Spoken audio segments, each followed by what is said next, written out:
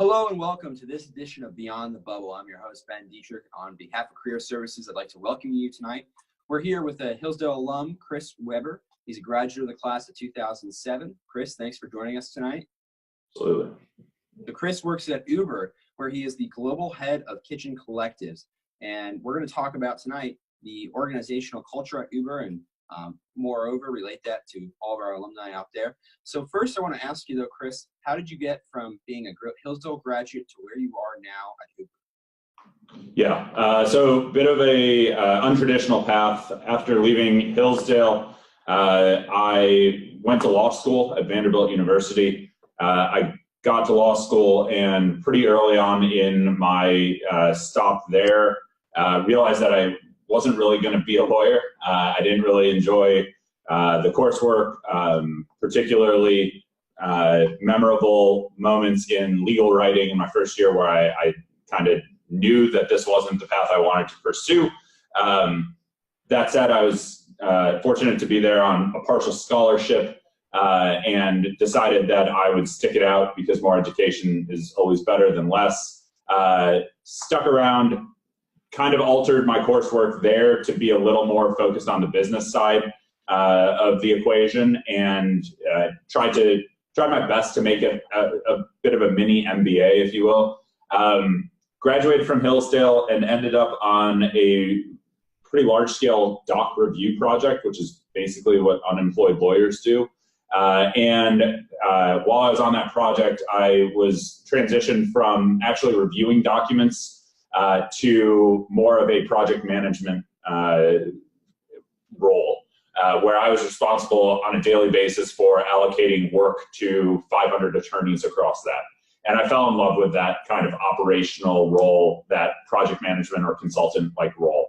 And so stayed in that for about 9 more months. And then my wife and I decided that we wanted to move back to the Midwest, where I have roots. I'm from the Detroit area. She has some roots in northern Indiana. So we moved from Orange County, where we were, to Chicago. And I started interviewing at a bunch of different consulting firms, probably all the ones you've heard of and a bunch you haven't. And I found myself taking Uber cabs to and from these interviews. And it was back when there was only Uber Taxi and Uber Black. I was taking Uber Taxi. And I just found myself talking to these cab drivers, asking them how this new app had improved their livelihoods, improved the way that they moved around the city. And before I knew it, I had kind of fallen in love with this app. And one night, just went to their website to see if they had any jobs that might be appropriate for someone with my skill set or what I probably foolishly thought my skill set was, and applied, and 7 weeks later, a bunch of interviews later, got a role as a driver operations manager in Chicago, and the rest is history. Wow, very cool that you found it that way. And so since you started there, how do you think the culture has changed at the start? Yeah, so to frame the context appropriately, when I started, I was employee 291. There are about 21,000 employees now. So over the last 5.5 years, the company has grown by a couple orders of magnitude. And so the culture when I started was very loose. If you needed something, you knew exactly who you needed to go talk to track that down. And so when you have a culture like that, it's very informal. Meetings were referred to as jam sessions. That's something that's not a secret. Unfortunately, our culture was pretty publicized for a couple of years there. But I think one of the pieces about our culture and that informal nature that has changed dramatically, unfortunately came about because there were some pretty glaring problems with the company that surfaced in 2016, 2017. And I think those problems were caused because we did grow so quickly. And we, all signs, dollars and cents, rides per month, monthly active users, all of those numbers were up and to the right, and the business was great. And that served as a means of covering up some deficiencies in how we ran the business, how people were treated in the business. And so unfortunately, it took some stumbles to get us, fully back on track, which, of late, I think we're doing incredibly well on the cultural side. But, we had to slow down a bit, quite honestly. And I think that was a huge catalyst for some of the more recent success, is just saying, hey, not everything needs to be done tomorrow. Not everything needs to be done at a breakneck pace. Let's slow down. Let's put some more formal guidance around this. We can still be aggressive. We can still be innovative. We can still do a lot of the things, challenge a lot of the assumptions that we needed to challenge to grow this business in the first place, but we can do it in a way that is respectful rather than rude. We can do it in a way that is aggressive, but not overly so. We can do it in a way that is collaborative rather than, disruptive, which it has become a bit of a buzzword. When your product's disruptive, it's really good. When your behavior is disruptive, it's not much. Speaking generally, do you think the benefits of working at a startup, specifically, in terms of that organizational culture we've been discussing, do they outweigh the negative consequences on a more general front? Thinking of what you know from your own company and what you've heard from other startups that are in the similar boat as you, maybe have grown to a bigger size now. Yeah, I would say they only do if you're willing to be a bit introspective and learn from them. Unfortunately, there's a number of my peers who I think looked around and said, oh, we've got a target on our back because we are Uber and we've grown so much, and people want to pick on us. And to a lot of those people, I either would say or actually did say, no, like, you have to understand there are some bad things going on here. This isn't the media picking on us. There are actually things that need to change.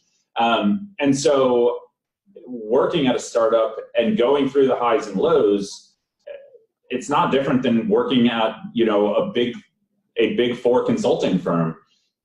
You're only gonna benefit as much as you're willing to kind of take a step back every once in a while and go, hey, all this stuff that's being written about us, that negative comment that I just heard in a meeting, is that how I want to manage? Is that how I want to lead, either while I stay here or at my next company?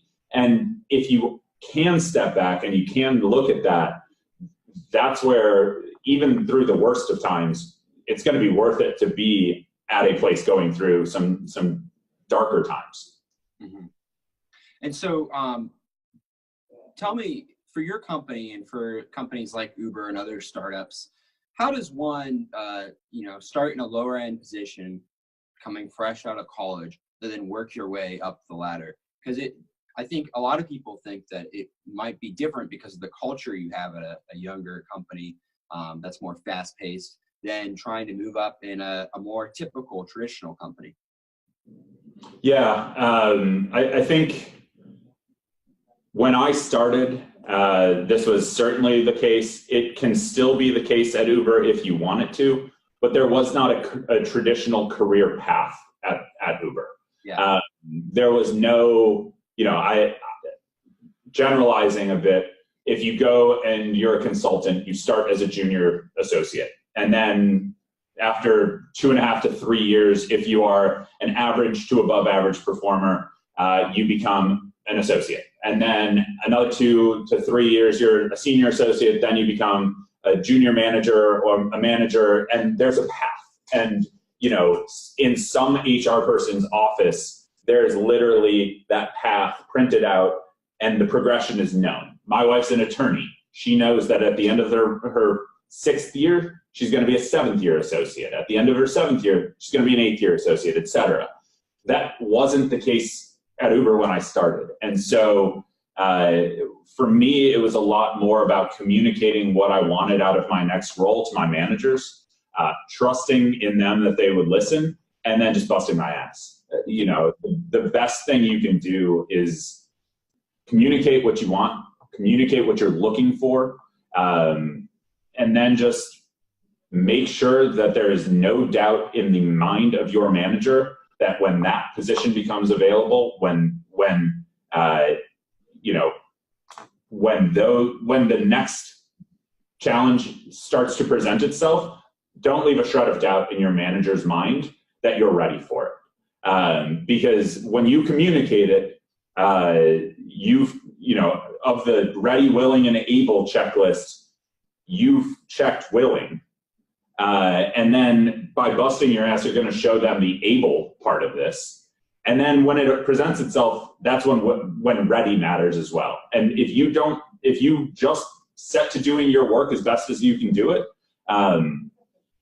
and you have a good manager, and I've been really fortunate to have many of those in my time here. But if you do those two things, you're gonna move up regardless of where you are in any culture.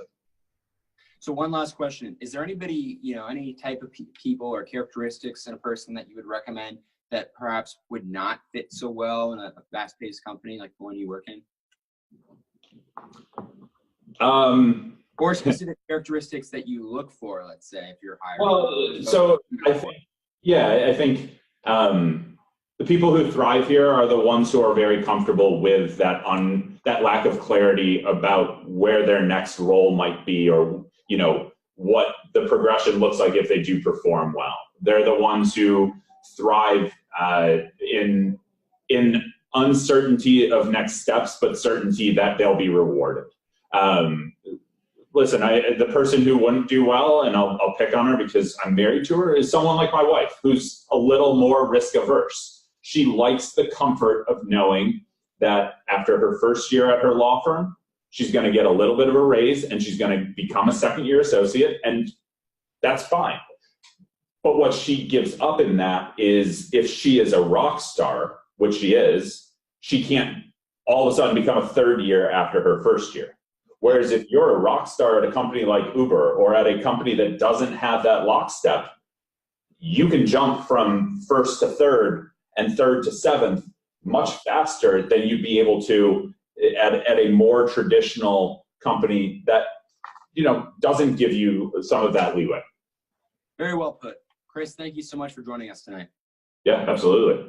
That was Chris Weber. We were just discussing organizational culture. He works at Uber. He's also a graduate of the class of 2007. You've been watching Beyond the Bubble, where we talk to Hillsdale alumni and other friends of the college as they give advice to people who are breaking out, or alumni or students who are breaking out into the real world looking for work. Thanks so much again, and we hope you have a great night.